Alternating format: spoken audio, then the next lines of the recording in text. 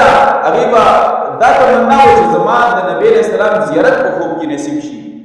دا تمنا و چې د نبی اسلام زیارت زما په خوب کې نصیب شي دې لپاره دغه د علماء او علم چې څوک درود شریف ډیر زیات وایي الله جل شانه ورته په خوب کې ورته الله جل د نبی اسلام زیارت نصیب کړي دا درود شریف ډیر زیات وي او دا حقیقت د علماء ذکر کوي کوم مؤمن بندا د درود شریف اهتمام ډیر زیات کوي نو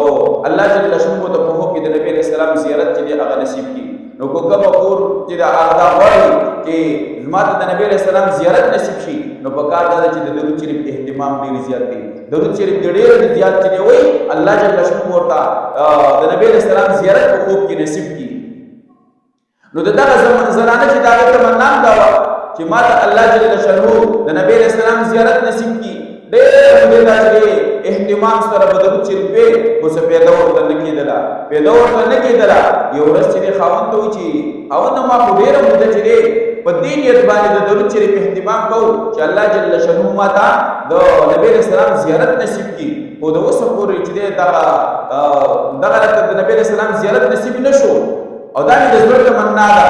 او خاوند دې هغه خيار سړیو هغه ته سیدا په اسانه مسله حل وشي زبرت یو عمل وکم یو عمل ته وتا الله جل شانه د نبی اسلام زیارت چې هغه نصیب کی ول خول سوکم ول داس کارو کا چې ځان بالکل جوړ کا ځان تیار کا او مشر زنانه وا ډیر مودې چې د ورشو نو مشر زنانه د خاور ته وي ځان چې بالکل د ناوی په شان جوړ کا د ځان ناوی جوړ کا او پر کمره کې کینا او بیر د زيو عمل خیر الله جل شانه د نبی اسلام زیارت نصیب کی دې چې کپڑے چې پاکي واچول بالکل داسې ځان جوړ کو لکه ناوی چې څنګه جوړ شي ځان ناوی جوړ په کمره کې کېناستله دې چې ځان جوړاو کړه ځای برابر کو یا اوري لاړه التکی د او ګورتا او د دې زنانا او ورته وای چې دوه راځي ورته دي د ځان چې او دومره عمر ته رسیدلې ده او ځان په لږه جوړ کړی ده د ځان ناوی جوړ کړی په کټ کې ناشته ده او ټکار نه کی التکی چې ورور روان چې خاطر لاړ شي اصلاح دی وکما خراج وی قتل فورم په حالت کې د ناوی په صورت کې رضا بالکل ناوی جوړ کړی او کټ کې ناشته ده نو او د ډیر ځای غوسه شو چې دی عمر ته دی وګورا دستا په دی باندې دومره مده شوی دا دا چې داسې ځان نه دی جوړ کړی او اوس دا کوم دې حالت نو ډیر زیات چې دا هغه خپکړه ډیر زیات سپور استګو رد بدی ورته وي هغه زنانه چې دا په ماته خاور وته د خاور د عزت خیال ساتو نو دی ورور دې زنانه چې دا په ماته خاور ویلي چې دا سوکا نو بدا زنانه چې هغه ډیر زیات خپش و جوړلې په دې جړا چې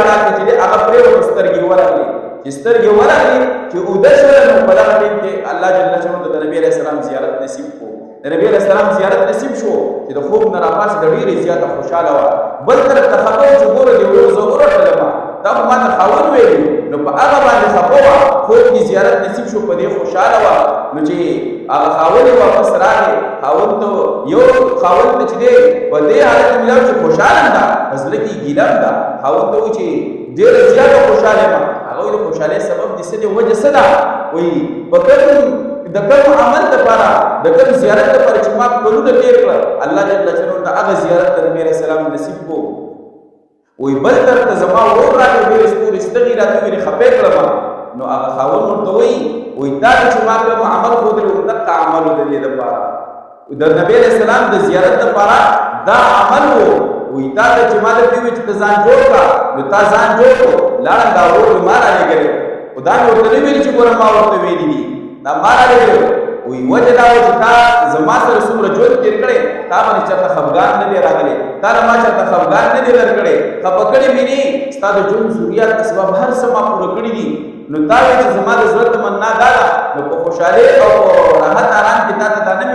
نه ملایدل نو مال چې راشه د ازلیل خپشي دې زړه ته درد ورسي او په دې درد حالت کې دې چې الله نه وغواړي الله به ورته نصیب کړي نو هغه ته خپشوري دا چې زه په دې نه ډېر سلام د زیارت لپاره ما ځان جوړ کړی چې ماته دغه طریقو وګورل شي او په دې باندې زه خپشم نو او تاسو زړه ته مننا دا نو الله جل شانه ته دې زیارت نصیب کو نو دا چې کله ناکله داسې حالات راشي د خفګان حالات راشي او مشکلات راشي الله جل شانه ته رجوع کول الله جل شانه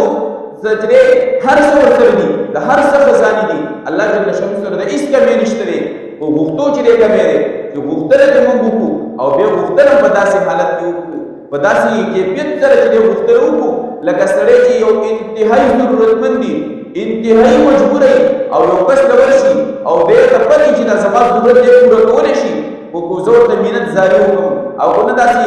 داسې ناپالۍ درته وغواړم نو بیا راله نه راکوي. نو دا چې دغه کس به د هغه د دې چا چې ضرورت دی د ده به څومره مینتونه کوي، ده ته به څومره ژړا فریاد کوي، دغه به څومره چې دی خوشامده وایي، دغه به څومره صفات بیانوي. نو که موږ دغه رنګې د الله جل شانه صفات بیان کړو، د الله جل شانه نه د عاجزۍ انکسارۍ سره وغواړو، نو د الله جل شانه خزانو کې د څه کمی نشته. او سورة فاتحه کې الله جل شانه موږ ته د دعا طریقه وښودلې ده چې اول به د الله صفات بیانوي، د الله لویي به بیان کړي، د الله بړایي به بیان کړي، بیا به خپله عاجزي بیان کړي، خپله کمزوري به بیان کړي. د هغې سره به وروستو چې دی بیا د الله نه وغواړي نو د الله جل شانه وسیع خزانې دې بیا وکړي. خو د الله جل په دې موږ بل چا ته چې دی لاس ونه وړو، بل چا ته لاس ونه نیسو، بلکې موږ خپل لاس دې الله جل شانه در ته چې دی ونیسو.